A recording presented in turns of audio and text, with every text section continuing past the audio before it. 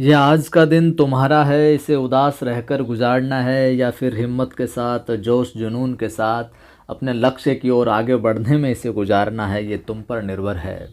लगे रहिए साहब, एक दिन जो भी लग जाओगे। नमस्कार, जय हिंद। मैं हूँ आपका दोस्त कवि आदि गणेश। स्वागत करता हूँ और प्रारंभ करते हैं।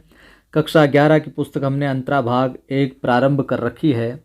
आज उसका हम देखेंगे 7वां अध्याय, नए की जन्म कुंडली 1, गजानन माधव मुक्तिबोध साहब कृत। तो वीडियो को आप लाइक कर दें, अभी शेयर कर दें, और पहली बार देख रहे हैं चैनल को सब्सक्राइब कर बेल आइकन क्लिक कर लीजिएगा ताकि हर वीडियो की सूचना मिलती रहे। साथियों, आप चाहे ग्रेड फर्स्ट की तैयारी कर रहे हो, चाहे सेकंड की या फिर रीट की, रीट से संबंधित सारा पाठ्यक्रम अपने चैनल पर ऑलरेडी पहले से ही करवाया हुआ है। ग्रेड फर्स्ट और सेकंड की और सभी चीज़ें निःशुल्क रूप से अभी है जो हमारी चल रही है। टेलीग्राम चैनल आपने ज्वाइन नहीं किया तो कर लीजिएगा। कवि आदि गणेश हिंदी नाम से सर्च करते हो तो हिंदी देवनागरी में लिखना कवि आदि गणेश हिंदी, जिस पर 4100 से ज़्यादा लोग जुड़े हुए हैं। उस टेलीग्राम चैनल को आप ज्वाइन कर लीजिए, वहाँ पर मैं सवाल वगैरह पूछता रहता हूँ। आप डिमोटिव हो जाते हैं, पढ़ाई से संबंधित कई सारी ऐसी बातें हो जाती है, तो मेरा एक दूसरा यूट्यूब चैनल है आदि की आवाज़ नाम से, जिस पर अभी मैंने कुछ समय पूर्व एक मोटिवेशनल वीडियो डाला है। तो आदि की आवाज़ यूट्यूब चैनल को भी आप ज़रूर सब्सक्राइब करें, और कैसे क्या कुछ पढ़ना है, किस प्रकार से हम मोटिवेट रहें, ऊर्जावान रहें, ताकि अच्छे से काम है जो कर सके पढ़ाई के अंदर, वो सारी चीज़ें, उस प्रकार की चीज़ें मैं आदि की आवाज़ यूट्यूब चैनल पर डालता रहता हूँ। नए साथी आज जो इस वीडियो को देख रहे हैं उनको मैं बता दूँ, अपनी कक्षा 9 की दोनों हिंदी की पुस्तकें हमने पढ़ ली, कृतिका और क्षितिज भाग 1। कक्षा 10 की दोनों पढ़ ली, कृतिका क्षितिज भाग 2। कक्षा 11 की हमने अंतराल भाग 1, वितान भाग 1, आरोह भाग 1, ये पुस्तकें पढ़ ली, और अभी हमारी ये चौथी पुस्तक अंतरा भाग 1 है जो चल रही है। उसके बाद में कक्षा 12 की देखेंगे। काव्य शास्त्र में रस, छंद, अलंकार ये सभी पूरे हो गए हैं। आगे जो सेकंड ग्रेड का स्नातक वाला है, सारी कुछ चीज़ें करवाई जाएगी निःशुल्क रूप से। बस आप तो लगातार जुड़े रहिए हमसे और लगातार मेहनत करते रहिए। रीट भी निकल जाएगी आपकी और सेकंड ग्रेड भी निकल जाएगा। चलिए प्रारंभ करते हैं। गजानंद माधव मुक्तिबोध साहब के परिचय को देखते हैं। इनका एक सवाल अवश्य ही पूछा जाता है, ग्रेड फर्स्ट हो चाहे सेकंड हो। मुक्तिबोध साहब का, गजानंद माधव मुक्तिबोध साहब का जन्म जो होता है 1917 के अंदर श्योपुर कस्बा, ग्वालियर, मध्य प्रदेश में होता है। इनके जो पिता थे वो पुलिस विभाग में सब इंस्पेक्टर थे। पिताजी थे मुक्तिबोध साहब के, वो पुलिस विभाग में क्या थे, सब इंस्पेक्टर थे। बार बार पिता की बदली होती रहती थी, और इसके कारण मुक्तिबोध है जो का पढ़ाई का क्रम है जो टूटता रहता था, व्यवस्थित रूप से है जो कर नहीं पाए। इसके बावजूद उन्होंने क्या, सन 1954 में नागपुर विश्वविद्यालय से एमए की डिग्री है जो प्राप्त की। तो नागपुर विश्वविद्यालय से एमए की डिग्री प्राप्त करते हैं कब, 1954 में। पिता के व्यक्तित्व का प्रभाव भी इनके ऊपर पड़ा, जिसकी वजह से इनमें ईमानदारी, न्यायप्रियता और दृढ़ इच्छा शक्ति, ये सारे के सारे गुण हैं जो विकसित हुए। किसकी वजह से, पिता के पर्सनालिटी, पिता के व्यक्तित्व की वजह से। और लंबे समय तक नया खून साप्ताहिक का संपादन करने के बाद उन्होंने दिग्विजय महाविद्यालय, राजनांदगांव, मध्य प्रदेश में अध्यापन कार्य किया। यहाँ पर सवाल महत्वपूर्ण ये है, मुक्तिबोध साहब ने किसका संपादन किया, किस पत्र का, तो नया खून का। और ये यहाँ से दूसरा सवाल ये बन सकता है, नया खून किस प्रकार का था, दैनिक, साप्ताहिक या त्रैमासिक या वार्षिक। तो ये नया खून जो था अपने साप्ताहिक था, तो इसका संपादन उन्होंने किया था। तो ध्यान में रखिएगा, ये सवाल पूछा जा सकता है। मुक्तिबोध का जो पूरा जीवन है वो संघर्षों और विरोधों से भरा हुआ था, पल पल पर संघर्ष थे। उन्होंने मार्क्सवादी विचारधारा का अध्ययन किया। तो ये भी ध्यान में रखना, एक सवाल पूछा जा सकता है कि निम्न में से गजानन माधव मुक्तिबोध साहब ने मुक्तिबोध साहब ने किस विचारधारा का अध्ययन किया, मार्क्सवादी, जिसका प्रभाव उनकी कविताओं पर दिखाई देता है। मुक्तिबोध की कविताओं पर प्रभाव किसका, मार्क्सवादी विचारधारा का। पहली बार उनकी कविताएं, महत्वपूर्ण सवाल बनेगा यहाँ से, पहली बार उनकी कविताएं सन 1943 में अज्ञे द्वारा संपादित तार सप्तक में छपी थी। तो मुक्तिबोध साहब की पहली बार कविताएं कहाँ छपी थी, तो 1943 में अज्ञे द्वारा संपादित तार सप्तक में छपी थी। कविता के अतिरिक्त उन्होंने कहानी में भी, उपन्यास और आलोचना आदि में भी अपनी लेखनी जो चलाई है। जो कवि द्वारा लिखे गए गद्य का है जो अद्भुत नमूना है। कहानी, उपन्यास और आलोचना में गद्यात्म रूप से जो अपने लेखनी चलाई है वो इसका एक तरीके से उत्कृष्ट तरीके से काम इन्होंने किया है। मुक्तिबोध एक समर्थ पत्रकार भी थे, ठीक है। उनकी ये विशेषताएं अगली पीढ़ी को रचनात्मक ऊर्जा है जो देती रही है। इनके आने वाले जो रचनाकार थे वो भी इनके जीवन से काफ़ी जो प्रभावित रहे। मुक्तिबोध नई कविता के प्रमुख कवि है। ध्यान में रखना, नई कविता के प्रमुख कवि हैं। तो पूछ लिया जाए मुक्तिबोध किस कविता के प्रमुख कवि हैं, तो नई कविता के। उनकी संवेदना और ज्ञान का जो दायरा है वो अत्यंत व्यापक है साहब, बड़ा विस्तृत है, बड़ा है। गहन विचारशीलता और विशिष्ट भाषा शिल्प के कारण उनके साहित्य की एक अलग पहचान है। स्वतंत्र भारत के मध्य वर्ग की जिंदगी की विडंबनाओं और विद्रूपताओं का चित्रण उनके साहित्य में है जो देखने को मिलता है, और साथ ही साथ एक बेहतर मानवीय समाज व्यवस्था के निर्माण की आकांक्षा भी ये करते हैं। मुक्तिबोध के साहित्य की एक बड़ी विशेषता है आत्मालोचन की प्रवृत्ति।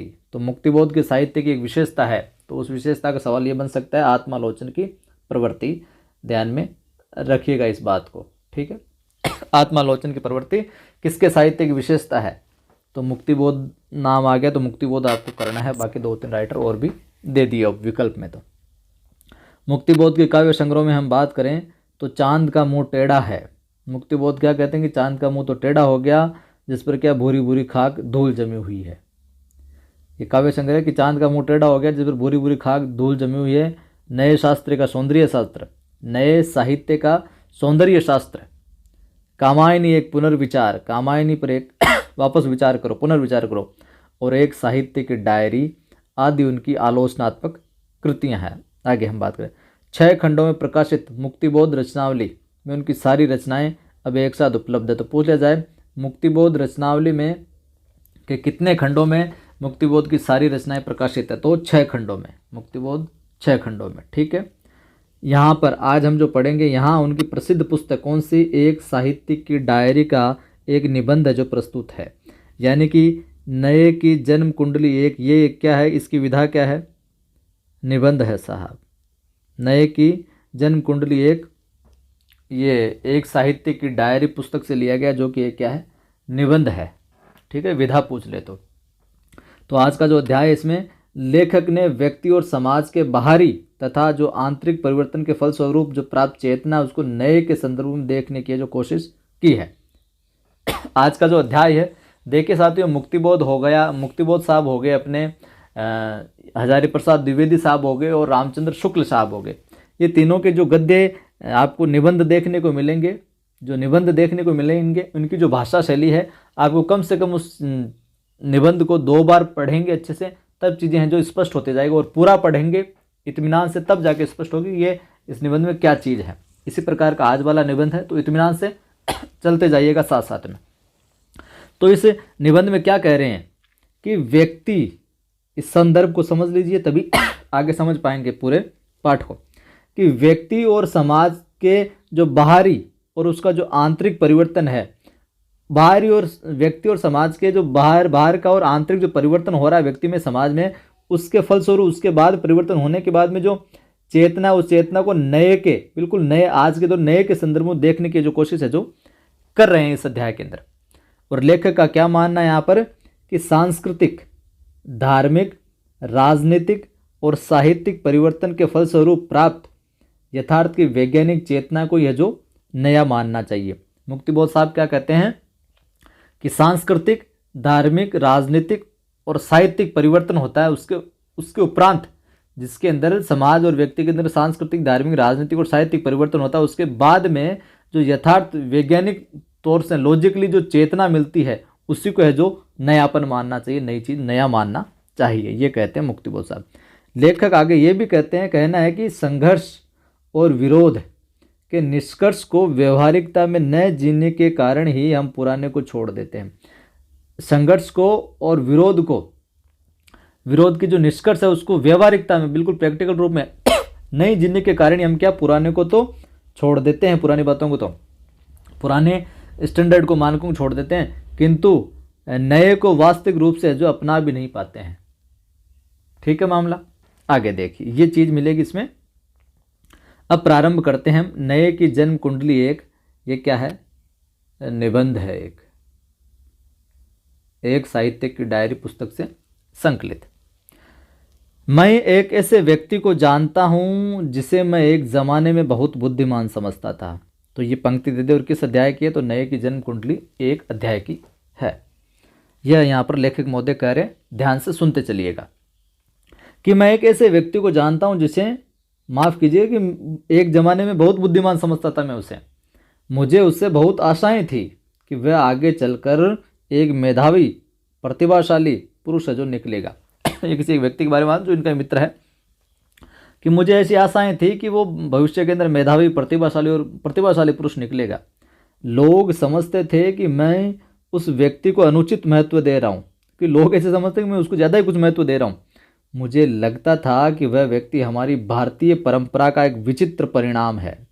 वह अपने विचारों को अधिक गंभीरतापूर्वक है जो लेता था। वे उसके लिए धूप और हवा जैसे स्वाभाविक प्राकृतिक तत्व थे, शायद इससे भी अधिक।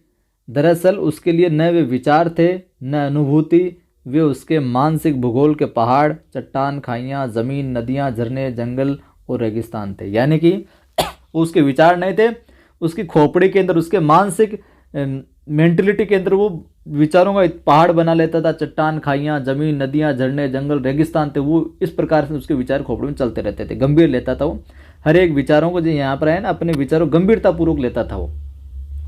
मुझे ये भान होता रहता था, मुझे ज्ञात होता रहता, पता चलता रहता था कि वह व्यक्ति अपने को प्रकट करते समय स्वयं की सभी इंद्रियों से काम लेते हुए एक आंतरिक यात्रा है जो कर रहा है। पूरे बिल्कुल गंभीर भाव से अपने आप को प्रकट करता था, अपनी बात को प्रस्तुत करता था। वह अपने विचारों या भावों को केवल प्रकट ही नहीं करता था, बल्कि उन्हें स्पर्श करता था, सूंघता था, उनका आकार, प्रकार, रंग, रूप और गति बता सकता था, मानो उसके सामने में प्रकट, साक्षात और जीवन। तो मतलब उसमें जो भी वो प्रकट करता, बोलता करता, उसको पूरी फीलिंग के साथ, पूरा उसमें डूब कर है जो प्रस्तुत करता।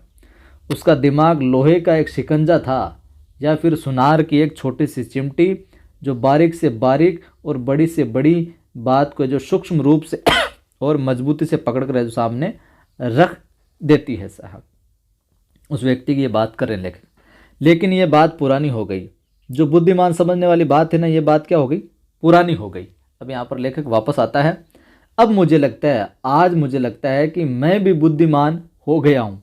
अब लेखक कह रहा है कि मैं भी बुद्धिमान हो गया, मुझे लगता है। मुझे ऐसा लगता है कि मेरे दोस्त की, ये किसकी बातें कर रहे थे अभी तक? एक दोस्त की, कि मेरे दोस्त की बुद्धिमत्ता का कारण उसकी ज़िंदगी ही ज़्यादा थी। मेरे दोस्त की बुद्धिमत्ता का कारण उसकी ज़िंदगी ही क्या थी? ज़्यादा थी, न कि केवल मस्तिष्क तंतुओं की हलचल। की खोपड़ी कुछ नहीं है, उसकी ज़िंदगी ही ज़्यादा थी बुद्धिमत्ता का कारण उसकी। 12 वर्षों बाद जब एकाएक मेरी उससे मुलाकात हुई, तो ये सवाल पूछा जा सकता है, लेखक की दोस्त से मुलाकात कब हुई थी? कितने वर्ष बाद? 12 वर्षों बाद जब एकाएक अचानक मुलाकात हुई, तब आनंद और आश्चर्य का कोई है जो ठिकाना नहीं रहा। आनंद से भी ज़्यादा आश्चर्य। नदियों की दो धाराओं के बीच इतने बड़े बड़े पहाड़ आ गए थे कि उन्होंने हमारी दिशाएं है जो बदल दी थी। यानी ये और कहीं लग गया, वो और कहीं लग गया। जब फिर से मुलाकात हुई ना, तो स्वभावतः हमारा ध्यान इन पहाड़ों की लंबाई, चौड़ाई, ऊंचाई, नीचाई पर गया। 12 वर्ष बाद अब जो हम दो हो गए हैं, तो किस तरह हो गए हैं अलग अलग। उसके बाद सफ़ेद हो गए। मतलब ये पहाड़, ऊंचाई, नीचाई से यहाँ तात्पर्य है कि पूरी तरीके से वो कहीं, मैं कहीं, पूरी तरीके से विपरीत तरीके से परिस्थितियाँ हो गई दोनों की। उसके बाद सफ़ेद हो गए थे, लेकिन ये कहना मुश्किल था कि वह नौजवान नहीं है। यूँ कहिए कि वह भूतपूर्व नौजवान हो गया था, भूतपूर्व नौजवान था। मतलब ये कि प्रभाव उसके वर्तमान रंग रूप का न होकर उसके भूतपूर्व रंग रूप का होता था। मुझे वह प्रभाव अच्छा लगता। जी चाहता कि उसके बारे में रोमांटिक कल्पना की जाए कि ये कैसे कैसे रहा होगा, क्या कुछ। लेकिन यह कहना मुश्किल था कि उसकी सुंदरता उसके रूप की थी या उसके माथे पर पड़ी हुई रेखाओं की। कम से कम मुझे तो वे लकीरें अच्छी लगती। खूबसूरत कागज़ सुंदर तो होता ही है, लेकिन यदि वह कोरा हुआ और उसमें कोई मर्म वचन लिखा हुआ न रहे, तो सौंदर्य में रहस्य की बात ही क्या साहब। अगर उस कोरे कागज़ पर कुछ रहस्य वाली मर्म वाली बात नहीं लिखी हो तो फिर कोई रहस्य ही क्या रहा उसमें। सौंदर्य में रहस्य न हो तो वह एक खूबसूरत चौखटा है। सौंदर्य में, ये सवाल यहाँ से पूछा जा सकता है कि सौंदर्य में रहस्य न हो तो वह एक क्या है, तो यहाँ पर विकल्प दे देंगे 4, उसमें एक आएगा खूबसूरत चौखटा है मात्र। ठीक है, कितने ही सुंदर हो, गुण वाली बात नहीं हो, अंदर कुछ विशेष बात नहीं हो, तो एक खूबसूरत चौखटे को लिए फिरते रहो भले कि हाँ हैंडसम है, वो है, ये है, कुछ मतलब नहीं। सामने पीपल का वृक्ष है, चांदनी में उसके पत्ते चमचमाते कांप रहे हैं। चांदनी और उसमें चित्रित हुई छायाएं हमारे मनोलोक को एक नई दिशा दे रही है। मुझे मालूम था कि मेरे मित्र के लिए शैले की ओड टू वेस्ट की जो विंड है उतनी ही दूर है जितना मेरे लिए स्क्वेटर रूट ऑफ -1, लेकिन इसके बावजूद वे दूरियां हमारी पहचाने हुई थी और शायद इसीलिए वे प्रिय भी थी साहब। आगे लेखक महोदय कहते हैं कि जब जब मुझे दूरियों का भान होता है कि इतना डिस्टेंस है, इतनी दूरियों पर है, तब मुझे अच्छा भी लगता है और बुरा भी। अच्छा इसलिए कि दूरी हमारी गति को एक चुनौती है कि दूर है तो हम वहाँ तक कहाँ कैसे पहुँच सकते हैं, दूरी हमारी गति को एक चुनौती है। और बुरा इसलिए कि मित्रों के बीच दूरी है जो खटकती है कि चलो यार मिलते हैं, अब दूर होने की वजह से जल्दी मिल नहीं पाते। हम एक ही भाषा का उपयोग तो करते हैं लेकिन अभिधार्थ एक होते हुए भी ध्वन्यार्थ और व्यंग्यार्थ अलग अलग हो जाते हैं। विचारों की भी दूरियां हो जाती है, कोई किसी का कुछ विचार होता है, किसी का किसी बात पर कोई मत होता है तो कोई उसका विपरीत बोलता है, तो इस प्रकार भी दूरियां होती हैं, उनका ध्वन्यार्थ और व्यंग्यार्थ अलग अलग हो जाते हैं। ये दूरी के कारण है। दूरी पर विजय पाना मानव स्वभाव है, वह एक साहस माफ करें, एक साहस रोमांस है। अब हमें एक दूसरे को फिर से जो खोजना पाना है साहब। एक तरह से मुझे खुशी भी थी कि मैं उसे कतई भूल गया था और उससे बहुत दूर निकल गया था। शायद ये आवश्यक भी था, नहीं तो मैं उससे आच्छन्न हो जाता, उसके और निकट हो जाता। मेरी अपनी दृष्टि से वह असाधारण और असामान्य था। दोस्त की बात करें, एक असाधारणता और क्रूरता भी उसमें थी, निर्दयता भी उसमें थी। वह अपनी एक धुन, अपने एक विचार या एक कार्य पर सबसे पहले खुद को और उसके साथ लोगों को कुर्बान है जो कर सकता था एक कार्य के प्रति समर्पित होने के लिए। इस भीषण त्याग के कारण उसके अपने आत्मियों का उसके विरुद्ध युद्ध होता तो वह उसकी क्षति भी बर्दाश्त जो कर लेता। यानी कि यहाँ पर ये पंक्तियों का सीधे सरल रूप में मैं कहूँ तो आप कुछ करना चाहते हो और आप पूरे अपने उस काम के प्रति डेडिकेट हो तो फिर आप अपने परिवारजनों का, अपने मित्रजनों का विरोध भी कर सकते हो, वो उनकी क्षति भी, उनको खोना भी, उनसे दूर होना भी बर्दाश्त कर सकते हो। इस प्रकार के विचार का था वो। उसकी ज़िंदगी के इस बुनियादी तथ्य से मैंने हमेशा वेर किया कि यार ऐसा नहीं होना चाहिए। जब वह राजनीति में उतरा तो मैंने उसके घर वालों के सामने गरज कर यह आरोप लगाया कि वह उसका पलायन है एक तरीके से।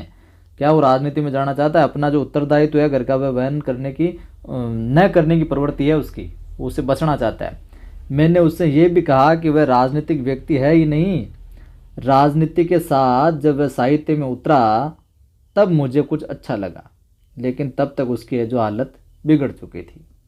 घर के विरोध और बाहर के विरोध से वह जर्जर हो गया था, लेकिन बेहद जिद्दी होने के सबब यानी कारण वह जो अड़ा रहा और तब से हम एक दूसरे से दूर दूर जो होते चले गए। उसकी विचारधारा अलग होती गई, मेरी अलग हो गई, तो विचारों के कारण भी दूर दूर, यूँ समझिए एक जगह रहते भी दूर दूर हो गए।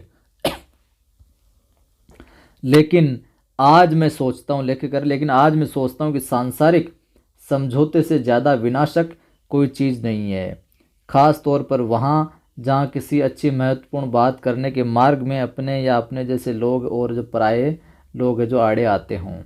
जितनी ज़बरदस्त उनकी बाधा होगी उतनी ही कड़ी लड़ाई भी होगी अथवा उतनी निम्नतम समझौता होगा साहब। इस भीषण संघर्ष की, अपने पराये वाले इस भीषण संघर्ष की हृदय भेदक प्रक्रिया में से गुजर कर उस व्यक्ति का निजत्व खुद का कुछ एंडा वेंडा में आड़ा टेढ़ा कुछ विचित्र अवश्य हो गया था, किंतु सबसे बड़ी बात ये थी कि उसकी बाजू है जो सही थी, इसलिए वह असामान्य था। खुद सेल्फ ठीक था अपने तरफ से, जो उसको ठीक लगता वही करता। दूसरे शब्दों में यूँ कहें कि मैं सामान्य उसको समझता हूँ। ये लेखक कह रहे कि मैं सामान्य उसको समझता हूँ जिसमें अपने भीतर के असामान्य के जो उग्र आदेश का पालन करने का मनोबल है जो नहीं हो, वो ही सामान्य है। अपने अंदर की बात का जो आदेश अंदर से जो मिलता है ऐसे कर ले, उग्र जो आदेश है उसका पालन करने का जिसमें मनोबल नहीं है ना, मैं उसको सामान्य समझता हूँ। ये कहता है यहाँ पर, मैं अपने को ऐसा ही आदमी है जो समझता हूँ। मैं मात्र सामान्य हूँ, मैं नामी गिरामी हूँ, ये बात अलग है, लेकिन मैं मात्र सामान्य हूँ। और चूंकि वह व्यक्ति हमेशा मेरे भीतर के असामान्य उकसा देता था, इसलिए अपने भीतर के उस उकसे हुए असामान्य की रोशनी में मैं एक और स्वयं को हीन अनुभव करता, तो दूसरी ओर ठीक वहीं असामान्य मेरी कल्पना और भावना को उत्तेजित करके मुझे अपने से वृहत और व्यापक जो भी है उसमें जो डुबो देता। चाहे वह इंटीग्रल कैलकुलस हो, सुदूर नेबुला हो या फिर कोई ऐतिहासिक कांड हो, ये परिस्थितियाँ हो जगहों, अथवा कोई दार्शनिक सिद्धांत हो या फिर विशाल सामाजिक लक्ष्य हो। इसलिए मैं अपने और अपने मित्र के जरिए असामान्य के अंतः चरित्र और सामान्य के दबाव को भली भांति है जो जानता था। देखिए साहब, कई बार ऐसी होती है, ऐसी जगहें होती है, ऐसी चीज़ें होती है वहाँ पर कि तो असामान्य के अंतर चित्र और सामान्य के दबाव को भली भांति जानता था। आगे लेखक और कहता है कि लेकिन जो मेरी गति है ना और जो दृष्टि कुछ और ही तरीके की थी, और ही थी। जब मैं कोई काम करता तो इसलिए कि उससे लोग खुश होते हैं, और वह काम करता तो सिर्फ इसलिए कि एक बार कोई काम हाथ में लेने पर उसे अधिकारी ढंग से भली भांति है जो कर ही डालना चाहिए। तो ये लेखक क्या कहता है, ये किस लिए काम करता है कि जब मैं कोई काम करता तो इसलिए करता है कि उससे लोग खुश होते हैं, और वो इसलिए करता है कि एक बार कोई काम में हाथ में ले लो और अपना अधिकारी ढंग से भली भांति उस काम को है जो कर ही डालना चाहिए बस। और मेरी व्यवहारिक सामान्य बुद्धि थी, उसकी कार्य शक्ति आत्म प्रकटीकरण की एक निर्द्वंद्व शैली में थी। हम दोनों में दो ध्रुवों का है जो भेद था। जिंदगी में मैं सफल हुआ, वह असफल, प्रतिष्ठित, भद्र और यशस्वी मैं कहलाया, वह नामहीन और आकारहीन कहलाया। लेकिन अपने इस हालत की उसे कतई है जो परवाह नहीं थी उस दोस्त को। माफ़ करें, इसका मुझे बहुत बुरा लगता, क्योंकि वस्तुतः वह मेरी यशस्विता को भी बड़ी सत्ता के रूप में जो स्वीकार न कर पाता। इतने वर्षों बाद मेरी ज़िंदगी में जब वह वापस आया तो मुझे लगा कि यह उस उल्का पिंड की भांति है जो सैकड़ों वर्षों के अवकाश के बाद सूर्य के पास आकर एक चक्कर है जो लगा लेता है और पुनः अपने आकाश मार्ग पर जो निकल जाता है। इस सुदूर यात्रा के उसके अनुभव की कीमत मैं जानता हूँ, भले ही किन्हीं अप्रत्याशित संघर्षों में टूट फूट कर वह धूल बनता हुआ खरबों मील दूर के किसी अंधेरे में शून्य में खो जाए। किंतु आज उसने मुझसे कहा कि उसकी पूरी ज़िंदगी भूल का एक नक्शा है। दोस्त ने क्या कहा कि उसकी पूरी ज़िंदगी क्या है, एक भूल का नक्शा है, ध्यान में रखना। मैं उसके विषाद को समझ गया। वह ज़िंदगी में छोटी छोटी सफलताएं चाहता था, उसके पास तो सिर्फ एक भव्य असफलता है। ये मेरी टिप्पणी है उसकी नहीं, कि उसके पास तो सिर्फ एक भव्य असफलता है। मैंने सिर्फ इतना ही जवाब दिया, लेकिन नक्शा तो है यहाँ, तो न गलत का नक्शा है न सही का नक्शा है मेरे तो। मैंने उसका दिल बंधाने की कोशिश की और मैं कर ही क्या सकता था। मनुष्य के लिए यह स्वाभाविक ही है कि वह थोड़ी बहुत सांसारिक सफलता की इच्छा रखे। किन्हीं असावधान क्षणों में ही उसने मुझसे कहा कि वह स्वयं भूल का एक नक्शा है, वरना वह ऐसा नहीं कहता। लेकिन आज का ज़माना कैसा है, जबकि बुलबुल भी ये चाहती है कि वह उल्लू क्यों नहीं हुई। चांदनी में एक जादू होता है, लेकिन ये जादू अलग अलग लोगों के लिए अलग अलग है। कोई उस जादू को किसी प्रकार महसूस करता अपनी स्थिति अनुसार, कि कोई किसी अनुसार। न मालूम हमारी बात कहाँ से शुरू हुई। मैं डर डर कर उससे बात करता जा रहा था, कहीं ऐसा न हो कि उसे जाने अनजाने मुझसे कोई चोट पहुँचे, क्योंकि उसने अपने विचारों के लिए खून बहाया है, ज़िंदगी ख़त्म की है। इसलिए मैं धीरे धीरे उसकी बात सुनता जा रहा था, और जहाँ मतभेद व्यक्त करना हो मुझे, उसकी बात का काउंटर करना हो मुझे, वहाँ मैं अपनी आदत के अनुसार, मेरी आदत उत्तेजित होने की थी, उस उत्तेजित होने की बजाय मैं मुस्कुरा कर जो बात कह देता अपनी। मैंने उससे पूछा, पिछले 20 वर्षों की सबसे महान घटना कौन सी है। 1 मिनट तक उसने मेरी तरफ देखा और फिर छूटते ही कहा, संयुक्त परिवार का हास। तो देखिए लेखक महोदय पूछता है कि 20 वर्षों की सबसे महान घटना कौन सी है, तो वो दोस्त क्या कहता है, संयुक्त परिवार का हास, कि संयुक्त परिवार है जो टूटते जा रहे हैं। ध्यान में रखना इस चीज़ को। मैं स्तब्ध हो गया। उसी ने मेरे कंधे पर हाथ रखकर खिलखिलाते हुए कहा, और इस तथ्य का साहित्य से बहुत बड़ा संबंध है। चारों ओर चांदनी की रहस्यमय मधुरता फैली हुई थी। निबंध है तो इसी प्रकार मिलेगा आपको इसमें। और मुक्तिबोध और रामचंद्र शुक्ल हजारी प्रसाद द्विवेदी साहब के इसी तरीके के थोड़े उलझे टाइप के से निबंध होते हैं, लेकिन गंभीरता होती है। चारों ओर ठंडा एकांत फैला हुआ था। मेरी अजीब मनोस्थिति हो गई। मैं अपने पड़ोसियों की जिंदगियां ढूंढने लगा, अपने परिचितों का जीवन तलाशने लगा। एक अनिश्चित बेचैनी मुझ में फैल गई। हाँ, यह सही है कि ज़िंदगी और ज़माना बदलता जा रहा है, किंतु मैं परिवर्तन के परिणामों को देखने का आदी था, परिवर्तन की प्रक्रिया को नहीं। एक बात कह दूं, आजकल की आवश्यकताओं के अनुसार मैं चित्रकला और नृत्य कला से लेकर मानव वंश शास्त्र सब की जानकारी रखता हूँ। इस संबंध में बहुत सारे दिलचस्प तथ्य मेरे दिलो दिमाग के पिछले पॉकेट में रखे हुए हैं, खोपड़ी में आते रहते हैं, इसलिए मुझसे कोई ज़्यादा गड़बड़ नहीं कर सकता। जब मेरे मित्र ने एकदम संयुक्त परिवार की बात कही तो मैंने उसका टेस्ट लेने की जिद करके उससे पूछा, और इन वर्षों में सबसे बड़ी भूल कौन सी हुई? और इस 1 मिनट के लिए वह चुप रहा। फिर उसने जवाब दिया, राजनीति के पास समाज सुधार का कोई कार्यक्रम न होना, और साहित्य के पास सामाजिक सुधार का कोई कार्यक्रम न होना। सबने सोचा कि हम सामान्य जनरल बातें करके सिर्फ और एकमात्र राजनीति और साहित्यिक आंदोलन के जरिए वस्तु स्थिति में परिवर्तन है जो कर सकेंगे, जो स्थिति है उसमें इनके जरिए परिवर्तन कर सकेंगे। फलतः सामाजिक सुधार का कार्य केवल अप्रत्यक्ष प्रभावों को सौंप दिया गया। देखते नहीं हो, आज़ादी के मिलने के बाद जातिवाद का उदय क्यों हुआ? खासकर राजनीतिक संस्थाओं के भीतर सामाजिक सुधार का कार्य केवल अप्रत्यक्ष प्रभावों को सौंप देने के कारण ही साहित्य में भी गड़बड़ है। उसकी यह उक्ति मुझे बड़ी हास्यास्पद प्रतीत हुई। उसमें मुझे मूर्खता के विशाल दृश्य दिखाई देने लगे। उसने अपनी बात को रबर जैसा तान लिया था, बिल्कुल ऐसा मुझे लगा। उसने अविश्वास से मेरी आंखों की तरफ देखा। शायद यह सही है कि मैं उसे बेवकूफ़ है जो मान रहा हूँ। रात में, और वह भी चांदनी रात में, सामने के सेमल के झाड़ पर बैठे हुए कुछ कौवे जो चौंक पड़े। व्यंग्यात्मक पुट है। शायद किसी चमगादड़ ने वहाँ झपटा मारा हो। कुछ कौवे उड़े, पेड़ के आसपास कुछ देर मंडराए और फिर किसी डाल पर जो जाकर बैठ गए। लेकिन मेरा मित्र तेश में था। उसने कहा, समाज में वर्ग है, श्रेणियां है। किसका कथन? मित्र का कथन है कि समाज में वर्ग है, श्रेणियां है, श्रेणियों में परिवार है। समाज की एक बुनियादी इकाई परिवार भी है।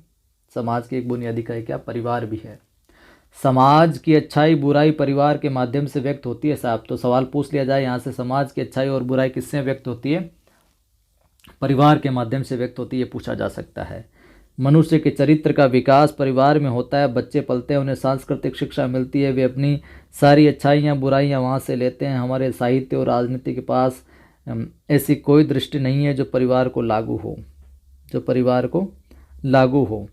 1 मिनट के लिए वह चुप रहा और फिर आगे है जो बढ़ता गया। ज़माने के साथ संयुक्त सामंती परिवार का हाश हुआ। उन विचारों और संस्कारों के प्रति विद्रोह भी किया गया जो सामंती परिवार में पाए जाते थे। लेकिन उसके बाद में क्या हुआ कि लड़के बाहर राजनीति या साहित्य के मैदान में खेलते और घर आकर वैसा ही जो सोचते या करते, जो सोचा या किया जाता रहा। समाज में बाहर पूंजी या धन की सत्ता से विद्रोह की बात की गई, लेकिन घर में नहीं की गई। वह शिष्टता और शील के बाहर की बात थी। मतलब ये कि अन्यायपूर्ण व्यवस्था को चुनौती घर में नहीं, घर के बाहर दी गई। घर में कुछ गड़बड़ है तो उसको विरोध नहीं हुआ। घर का संघर्ष कठिन था। उसमें भावनाओं की टकराहट उन्हीं से होती थी जो अपने प्राण के अंश थे। इसलिए न केवल उस संघर्ष को टाल दिया गया, वरन एक अजीब ढंग का समझौता किया गया। ये हुआ, मैं कहता हूँ ये हुआ, मानो इसे। मतलब कि बाहर कुछ और, अंदर कुछ और, घर में कुछ और। मुझे लगा कि वह मुझे गाली दे रहा है। एक ठंडी लहर मेरे पूरे शरीर में दौड़ गई। फिर भी चूंकि मुझे लगा कि उसकी बात अभी अधूरी है, इसलिए मैं चुप रहा। वह बोला, मित्र, इसलिए पुराने सामंती अवशेष बड़े मज़े में हमारे परिवारों में पड़े हैं। पुराने के प्रति और नए के प्रति इस प्रकार एक बहुत भयानक अवसरवाद दृष्टि अपनाई गई है। इसलिए सिर्फ एक सप्रश्नता है प्रश्न है वैज्ञानिक पद्धति का अवलंबन करके उत्तर खोज निकालने की न जल्दी है, न तबीयत है, न कुछ। मैं मध्यम वर्गीय शिक्षित परिवारों की बात कर रहा हूँ। कोई मामला गड़बड़ है।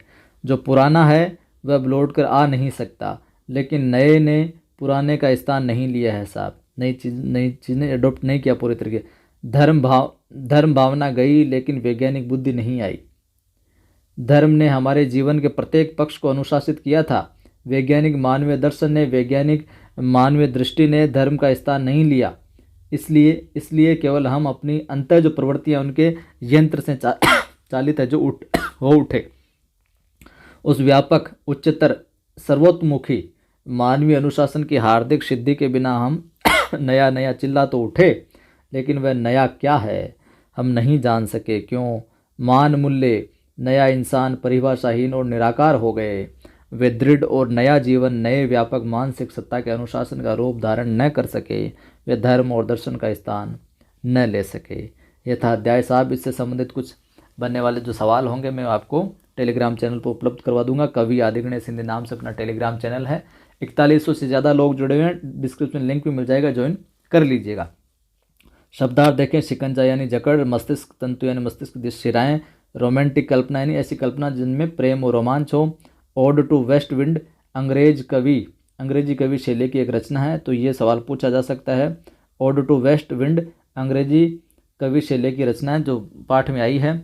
और स्क्वेटर रूट ऑफ -1 गणित का एक सूत्र है। अभिधार्थ शब्द का सामान्य अर्थ 3 शब्द शक्तियों में से एक बोध कराने वाली अभिधाषक शक्ति। तो शब्द शक्तियाँ भी आएगी अपने पाठ्यक्रम में। तो शब्द शक्तियों की हम बात करें तो देखिए, अभिधा शब्दों की वह शक्ति जिससे उनके नियत अर्थ ही निकलते। निश्चित अर्थ, कोई शब्द सुनते ही उसके अर्थ का जो बोध होता है एज इट इज, वह इसी शक्ति के द्वारा होता है। इसे क्या वाच्यार्थ भी कहते हैं अभिधा को।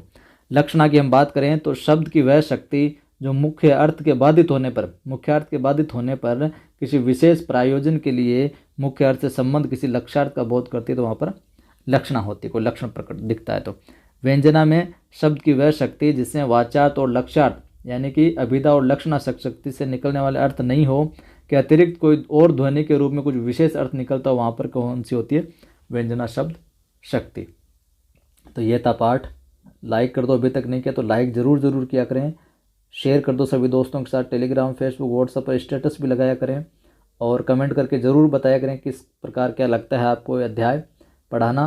पहली बार देख रहे हो, सब्सक्राइब कर बेल आइकन क्लिक कर लो ताकि हर वीडियो की सूचना मिलती रहे। और मेरा दूसरा यूट्यूब चैनल आदि